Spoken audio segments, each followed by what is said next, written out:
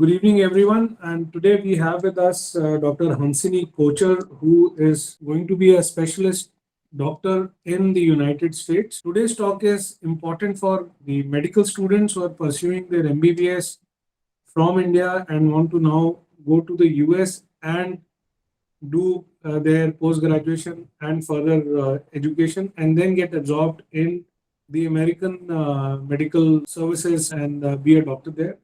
Also, for students who want to go abroad and understand as to what are the challenges and what are the helps and the networks available if you want to be in the US and have a career there. So I welcome you on the call, Dr. Kochhar. If you can unmute yourself, please. Thank you. Thank you so much, sir.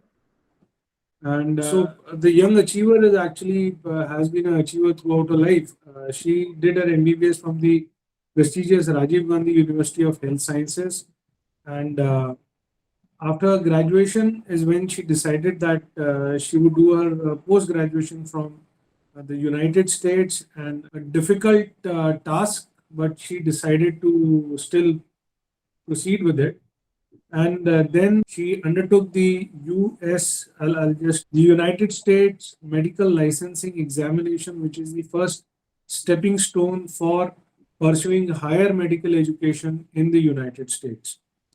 Besides this, she has also acquired a degree in health administration, which and she also has published some papers.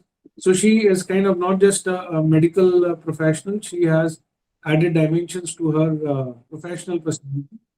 Besides, she also spends a lot of time in mentoring students who want to be going abroad, wanting to do the education which she is pursuing, and allied fields.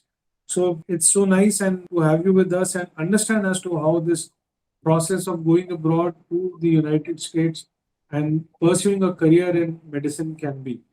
So my first question would be if you can, kind of take us through your journey from India to becoming a doctor. I mean, after completing your MBBS India and then going and pursuing the post graduation or higher education in medicine in the United States. Sure. I would just start by saying thank you so much for the warm welcome. I'm Hansini Kochhar. My journey was very exciting, also a very long one. I decided the fact that I wanted to practice medicine outside of India and to specialize in psychiatry, but outside of India in 2019, which was when I graduated from medical school. And during that time, I started to prepare for my exams. There are a couple of exams that you take before you can apply for the application per se. And I took my first one. After that, COVID struck. So I started working. And while I was working, I cleared the next set of exams. During this time, I also enrolled in a Master's of Health Administration in the United States. So I moved to the US in May of 2022. And there, it's actually when I kind of became more aware of the process and more research opportunities. I sought mentorship. I was lucky in that aspect that I found good people around me. And that was my journey in the entirety. So from 2019, I finally got to apply in my, choice of field in September 2022, and I got the results back in March of 2023. So yeah, it's taken about that long for the entire process. What exactly are the differences between the medical education, the way we have it in India, especially the postgraduate medical education, vis-a-vis the United States? So I would say one of the difference, I think the very process is very different. The beginning of the process is very different. The way you go about approaching residency is different. For example, if I want to pursue a master's in India, I have to give a centralized exam. Then my rank comes out. And according to my rank, a field is allotted to me, irrespective of whether I might or might not be interested. So it is very based on your rank. And then a counseling session takes place and then you're allotted a college. So it's a very straightforward process. When it comes to the USMLE, you decide your branch and the branch that you really want to practice in. Then there's a couple of exams you give. There's called step 1, step 2, and then step 3. There's also an OET exam. So these kind of make up the US medical licensing exams. They give you a license to practice in the States there. And once you're done with your exams, you also need letters of recommendation from doctors in the United States. After that, you kind of really need to make sure that your CV is very oriented and your profile is very oriented towards the field that you're applying to. For example, in my case, it was psychiatry. So psychiatry really wants your CV to shout psychiatry. So I had to make it so, be it research articles or the rotations or electives that I did under different doctors. And then there's like a centralized portal where you apply to a selected number of programs, and they call you for interviews. And based on the interviews, you then rank the programs, and the programs rank you. So it's like a match. They call it a match there. So that's the difference majorly in terms of the process. Now, in terms of the experience, again, both cases you get ample experience. There is, in India, I believe that there's a wide exposure into all kinds of pathologies. And in the United States, I would say that your time as a resident is capped. You can't see more than about 8 residents. So there is a strict time limit that you follow in terms of practicing. But it's a very personal choice. What kind of a life do you want to lead, and where do you want to lead it? Yeah. So जो मुझे समझ आया वो ये है कि in India it's more academic oriented, that if I have to be a postgraduate doctor, then I write in centralized exam. On the other hand, in US it is more practical, hands-on, what you're doing, and as to how your seniors view you, and that's how you kind of go about it, and then create your candidature and fitment for the choice of specialization a doctor wants to do. Absolutely. That is exactly the difference. So could you also elaborate a bit on what is the NCAT and जो आपने बोला matching USMLE United States वाला जो examinations, what are these like, and what kind of preparation would help an individual to how can an individual improve the chances of getting a match? Definitely. So since you mentioned MCAT is pre-medical entrance there. So if someone wants to do their MBBS equivalent there in the United States, or even their own grads, they do MCAT. If you want to pursue your MD equivalent, like your specialization in the field, whichever field, we give USMLE exams. Now, USMLE is a set of licensing exams. There's step 1, step 2. There used to be step 2 CK, which has now been suspended. And in place of that, we have an occupational English test. And then you have a step 3, which is optional. You can either give it before applying or you give it after matching. So these are really the exams that you need to give. Apart from the exams, what they are looking for when it comes to a match is that how great a candidate are you for my branch? As a program director or as a dean of this, as an HOD of a department, I am going to look ke jisko main admission de raha hoon ya de rahi hoon, are they truly interested in psychiatry or internal medicine or surgery, or are you just taking it as a backup? Mm-hmm. You didn't get one field, so you're opting for another one. So they really need to make sure of that. And how do they do that? They want you to rotate. By rotate, I mean shadow doctors outside and get letters of recommendations. So I'm not saying that Indian LORs do not work, but we can assign a maximum of 4 letters of recommendations. And out of that, if you have all 4 as US LORs, that is great. If you have 3, it's good. You can always attach one Indian LOR, especially if you worked in India. It gives them a sense of, orientation towards, you're very clinically inclined, you have a strong clinical background. Thirdly, a lot depends on what kind of a profile you have as an applicant. Are you fresh out of medical school? Because when you apply, or when we apply, so do US medical graduates or medical students, and they're right out of medical school. They're in fact in their final year of medical school when they're applying. So you're competing with very fresh US grads. In India, the trend is now changing. People are more aware. I, as a student, was not so aware of the USMLE process, so I started it late. If people already know that they want to do their MD outside, they start this much earlier in their med school. So by the time I applied, I was, a graduate. of medical school. So I was 2 years out of med school. And the number of years that keep increasing, it's harmful for your profile. So you have to make your profile very holistic and very, you have to be aware of the weaknesses in your profile. Are you an old graduate? Do you have low scores? How are your rotations? How many LORs do you have? So you need to have all of that. Suppose you are an old graduate or you have a low score, then there are ways of making it up. For example, do a lot of research, make your networking strong. Networking is key here. And then finally come September, every September, the cycle opens up and you apply. So when you apply, you need to have your MLE scores, you need to have your letters of recommendations, and you need to have your entire transcripts ready to be sent and a nice list of programs that you want to apply to.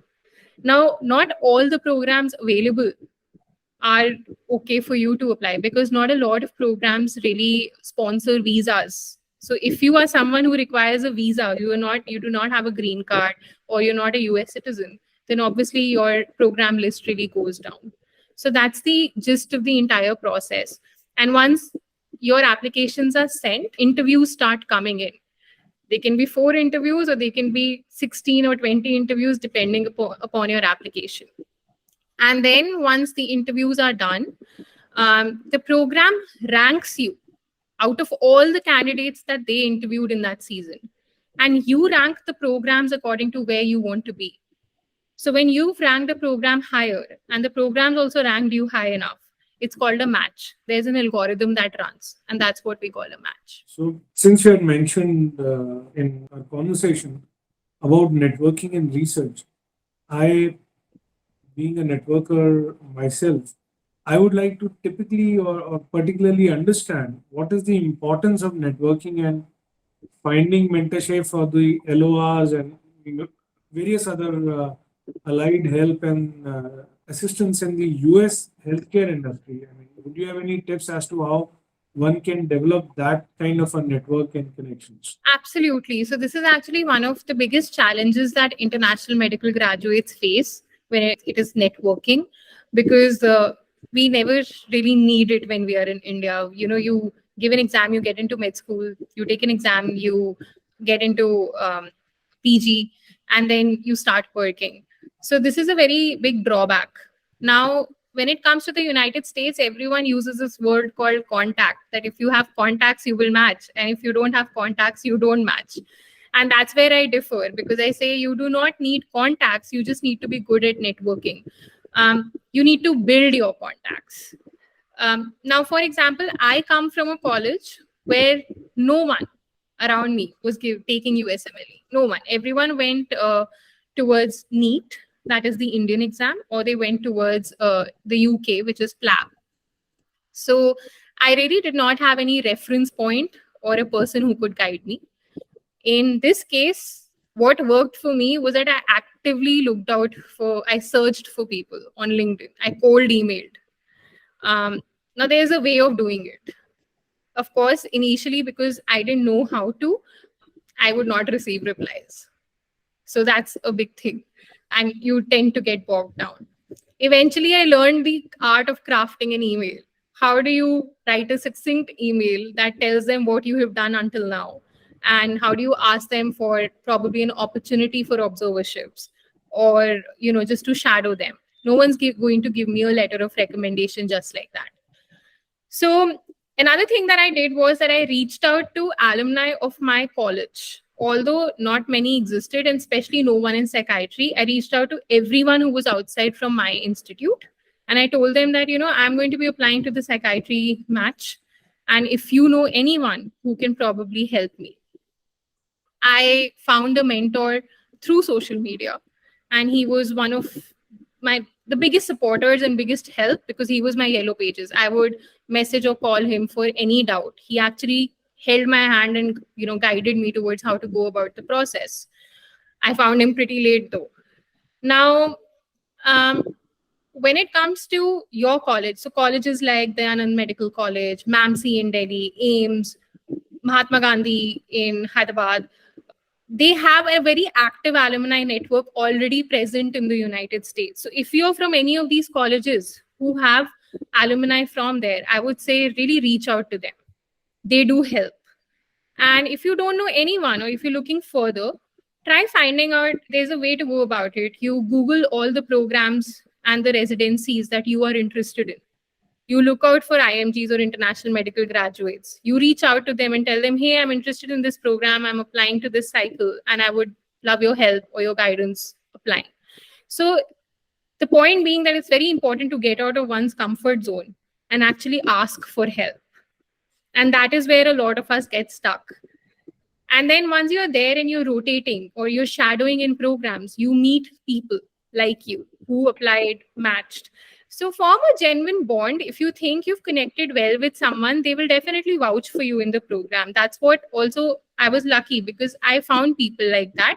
I had good connections. They became friends eventually. And they guided me through the process and vouched for me in their programs. So that's the way to go about it. From what I understood, when you started from your college, hardly your peers were interested in going abroad, and so you developed your own network. You actually went the typical way of working on it: cold calling, cold emails, finding relevant contacts, finding Indians who are there, alumni who probably are in related fields, and then finding networks and all. So that's quite a challenge you overcame.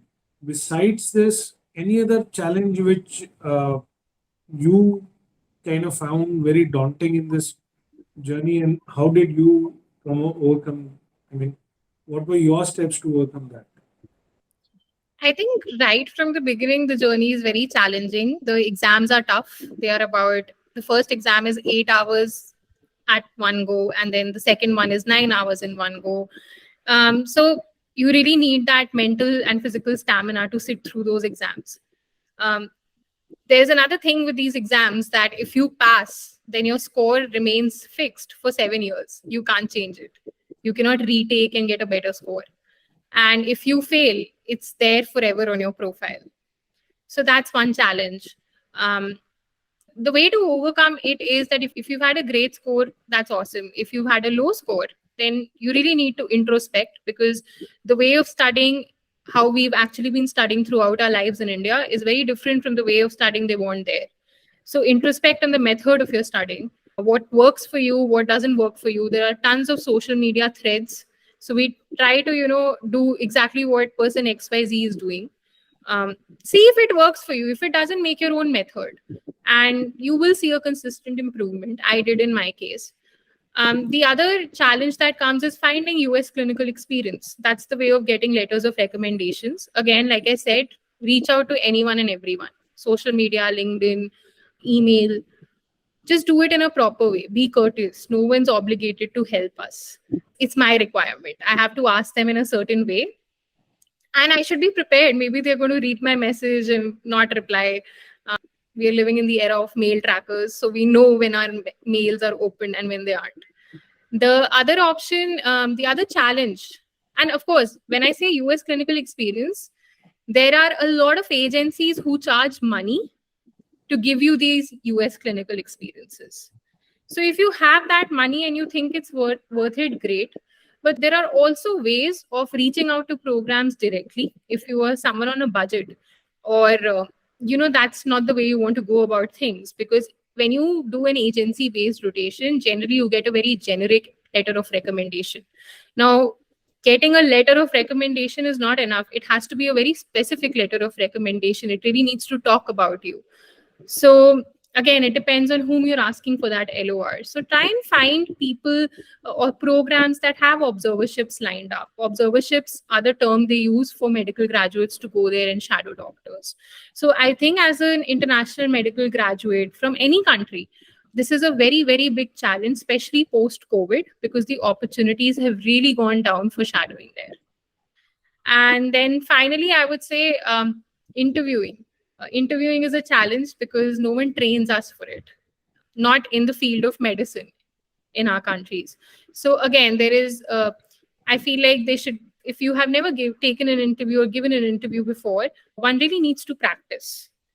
Practice with your mentor, form a peer group, connect with like-minded people, form a peer group and seek help. and actually, start the process of mock interviewing, write notes, see what's working for you, what's not working for you. So I would say this. And of course, there's a sense of cultural shock that you go, one needs to be prepared. Finances is another challenge. Um, yeah, these would be the challenges. When you mention cultural shock, what is the cultural shock? I mean, what were the differences you find from the Indian milieu to the US, and how did you navigate through that? One of the cultural shocks, I mean, I wouldn't say this was a cultural shock, but a barrier was language barrier. Even though, I mean, I would say my English is okay, but there, they really want your accents to be very clear. And for them, our Indian accent is slightly muffled for them to understand. So I've had patients on my first ever, interaction tell me that, hey, your accent is too thick, I can't understand. So you really need to switch and adapt. Um, a lot of times this can be challenging. Someone says, could you repeat that again? If someone says that twice, you start thinking, oh, am I making sense or not? But you are. It's just, be confident in your abilities and try to mold yourself into a certain way. It's okay. The other thing is that you can really speak your mind there in terms of, even to authority. So when they're asking you for your opinion, we have this tendency to kind of keep quiet, stay sharp, only talk when, it's required. But there they need you to take an initiative, start the dialogue, start the conversation, show them that you're interested. So it has to be a very proactive process. This was one of the cultural shocks. Yeah. While I understand that, Indian medical scene and there it is different, but how did the Indian medical education and the Indian medical background help you in doing well there? I'm sure there are certain things which kind of help you in your success in the US. Oh, of course. I would say a lot of things helped me in my success, especially my clinical experience. It really worked into the amount of patients that we see in India is very high on a per day basis, especially if you work in a state facility. So that really comes into play when you're there. You can reflect back on your experiences. So I would say that my grasp of the subject was really strong owing to my training here and my work experience here. Also, I could always reach out to people I worked with here to kind of guide me, towards processes there that, hey, I need to do this, or this is a pathology I saw. I thought this about it. And they did come through, they would always tell me, yeah, you did well or you didn't do well. Something on those sorts. A difference that happens is that the name of the medications is different there and the name of the medications is different here. When it comes to brand names, the generic names are always the same. So once you're going to the US, you need to kind of orient yourself towards that, or you'll be very clueless in the first few months.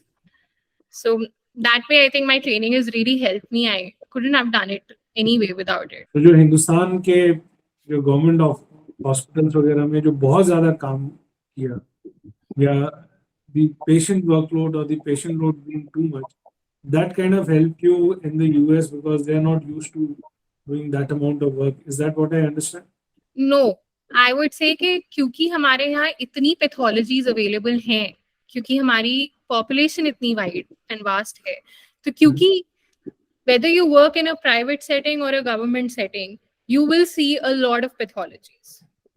So your experience will be very wide in that regard. You काफी बार ऐसा हो सकता है कि आपने सब देखा हो, तो आप बहुत जल्दी रैटल नहीं होते. Yeah, we can work very well under stress. We can also work under limited resources. If you worked in COVID, you know it. If you worked in a government hospital, you know. You can be fast on your feet. So I would say that experience really comes into play there. So because आपने इतनी बीमारियां देख ली हैं that at times your seniors would be kind of amazed कि at such a young doctor, how can she be knowing so many things? Is that? Yeah.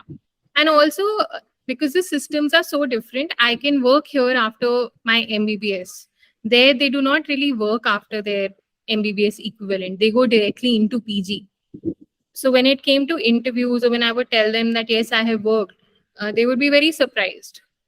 Because उन्हें ये नहीं पता था कि हम यहाँ MBBS के बाद डायरेक्टली ऐसे काम कर सकते हैं, हमें ऑथराइजेशन है, तो autonomy as a doctor is higher here. You are mentioning about resumes and interview preparation, so as to say that your father is one of those who is guiding and mentoring people in career progression, etc. How did he help you in those resume preparations and interview preparations? And I mean, what exactly were those preparations which kind of helped you get into the program you want? So the CV that we prepare for there and the CV that, so it's like a normal resume that we prepare, and the CV for USMLE is very different in terms of that there's like a format in which you enter your details and it kind of auto populates into a CV. The order of the CV is also very different. They start with your experiences, scores. Like the order is according to a template already formed there. Work experiences, volunteer experiences, research. How many papers do you have? How many of them are published? How many of them are not? My father is into this, so he could guide me as to, telling me that you should start with an action verb. Your sentences need to be crisp and brief. So in that regard, I had help there. In terms of interviewing is a very different ball game there, because it's the same thing really. I mean, something that my father always says is that the interview is a conversation. So again, when you're interviewing there, you really need to read the room and make sure it's a conversation. It's very natural to be nervous at first, but it has to flow spontaneously. You cannot learn all of your answers. मतलब आप रट के एक interview नहीं दे सकते. आपको एक presence of mind होनी बहुत इंपॉर्टेंट है. And when I say you need to practice your interviewing, it means that the number of pauses you're taking, the stuttering that happens, sometimes we say too many times. So all of that, the way you're talking to the interviewer, again, something that you really need to keep in mind is that as much as they are interviewing you, you are also interviewing them. They give you an option to ask questions. So ask questions about the program that's interviewing you. Tell them, show them that you've read about them, but these are the questions you've had. So I would say that's what I mean by interviewing and resume. Your CV specifically for USMLE has to be very crystal clear. If I'm applying for psychiatry, I cannot have internal medicine, surgery, and psychiatry all together experiences in the same CV. It kind of confuses the program director and the person reading it. What am I really interested in? And if I am out of medical school for the last 2 years, then what have I done? Was I just sitting at home? Was I just studying? Because the concept of sitting at home and studying does not exist for them. So that is again a very major difference. So I'll go on a slight tangent here. This is what Manish sir has been telling to a lot of officers also when they are transitioning, that instead of having a CV which is all over the place, better to have maybe 3, 4, 5 different CVs which have a slight focus, and that is what you are kind of bringing to it. So the concepts remain the same, whether it is India, whether it is US, interviews, and so I mean, yeah, your father kind of helped you there. My last question is, besides the medical aspect, what are the other experiences about living in the United States, the cultural adaptations, work-life balance, and the financial aspects, etc., which you would kind of try to share as an advisory to people who wish to go there? I would say, firstly, have a life outside of medicine. It's very important and very essential for one's own well-being. That is something that is encouraged. It's also encouraged in India now. But it's more of a personal choice. I can choose to be very engrossed in my work, and that's always going to happen. But it's time to take, it's good to take some time off. So there are wonderful hiking trails there. You can explore that. Great places to walk around. Walking is a huge part of being in the US. A lot of weight loss. But other thing is, get out of one's comfort zone and actually start interacting with people there. It does a lot of things. We let loose of our inhibitions. We also kind of get out of a comfort zone, and language barrier also goes away after a while. Once just talk, make small talk. Small talk is a very big part there. Smile at strangers, all of that. In terms of, I met some very good people there. All of my landlords and landladies were great. I fell sick, they took care of me. So it's all about how you're being with them as well. Secondly, I would say finances. Be very mindful of your finances, especially if you're on a budget, because the exams themselves are very expensive and the entire process is very expensive.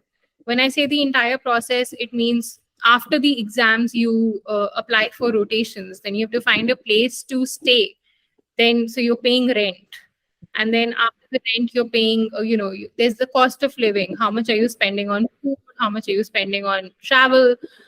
As doctors, you also have to take malpractice insurance and go there when you go on rotations. Everyone there has to take health insurance. You're going to spend money on visas. You're going to spend money on your residency application. So you have to keep all of that in mind. It's very easy to let loose. So just kind of be mindful in terms of finances. For me, it took some time because I never really, it was the first time I was really handling my finances on my own. So for me, that was a change. Living alone is a change. So it's good if you can find peers and friends there. Just be open to all experiences, I would say, and seek help. You will find people who are very ready to help in terms of mentorship or in general. It's a very open society in that sense. You need help, just ask. People are generally helpful. So I would say when one's going for a new country, any new place, any new city, it's very important to go open-minded. Thanks for your time, Dr. Kochhar. We wish you all the luck and we hope that you achieve even greater success in the United States. And very soon, a lot of us say that, there is now this Indian doctor who is doing so well in the US. And I'll stop the recording.